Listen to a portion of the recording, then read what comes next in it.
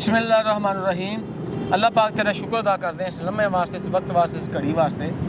तारा जी तुहानू याद होएगा कि सानू सन 2016 तो असी इस काम का आगाज़ किया तो बाहर जिसे फील्ड निकलते सन, देहात च निकलते सन तो बेशुमार रस्ते च वो लोग मिलते सन जिन्होंने कोई टुटे हुए साइकिल होंगे सी, किसी का पैडल नहीं सी, किसी की गरारी नहीं सी, किसी की चैन नहीं सी, किसी की काठी नहीं सी, किसी का हैंडल नहीं सी। और वो लोग जेड़े रोज़ ही मेहनत करने वास्ते घरों निकलते सी और बहुत सारी मुश्किलात का उन्होंने सामना करना पैंदा सी।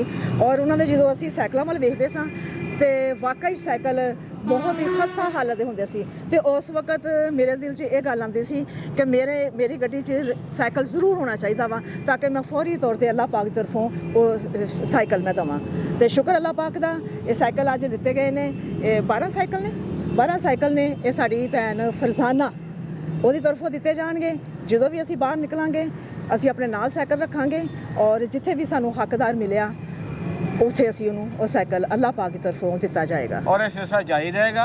और हर वो शख्स अगर तुहाडे पिंड विच जिन्हें वेखण वाले लोग ने ਜਿਹੜੇ नज़दीक साढ़े समुंदरी तांदला गोजरा मामू कांज कजवानी रहमे शाह अगर कोई ऐसे तुहाडे पिंड च बंदा है वा ਜਿਹੜਾ ਸਾਈਕਲ ਤੇ ਮਜ਼ਦੂਰੀ ਕਰਨ ਜਾਂਦਾ ਵਾ ਲੇਕਿਨ ਉਹ ਸਾਈਕਲ ਤੇ ਚੜ੍ਹਨਾ ਵੀ ਨਸੀਬ ਨਹੀਂ ਹੁੰਦਾ, ਸਾਈਕਲ ਏਡਾ ਨਕਾਰਾ ਹੋਇਆ ਹੁੰਦਾ ਵਾ ਤੇ ਸਾਨੂੰ ਜ਼ਰੂਰ ਦੱਸੋ ਤਾਂ ਕਿ ਉਹਦੀ ਖਿਦਮਤ ਵਿੱਚ ਸਾਈਕਲ ਪੇਸ਼ ਕੀਤਾ ਜਾਵੇ।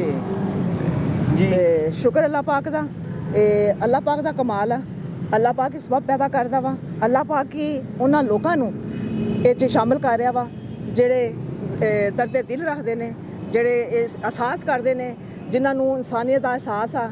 ਉਹ ਉਹਨਾਂ ਵਾਸਤੇ ਬਹੁਤ ਕੁਝ ਕਰਨਾ ਚਾਹੁੰਦੇ ਨੇ।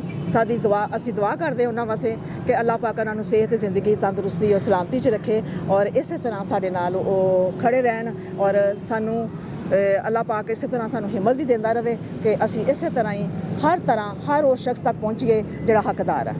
ਉਹ ਜਿਹਨੇ ਸਾਈਕਲ ਭੇਜੇ ਨੇ ਅੱਲਾਹ ਪਾਕ ਉਹਨਾਂ ਦੇ ਕਾਰੋਬਾਰ 'ਚ ਬਰਕਤ ਦੇਵੇ, ਉਹਨਾਂ ਨੂੰ ਤੰਦਰੁਸਤੀ ਜ਼ਿੰਦਗੀ ਦੇਵੇ। ਔਰ ਵੇਖਣ ਵਾਲੇ ਵੇਖਦੇ ਪਏ ਨੇ तो साढ़े वास्ते दुआ करा करो कि अल्लाह पाक सानू हिम्मत देंदा रहे। बहुत शुक्रिया। अल्लाह हाफिज़।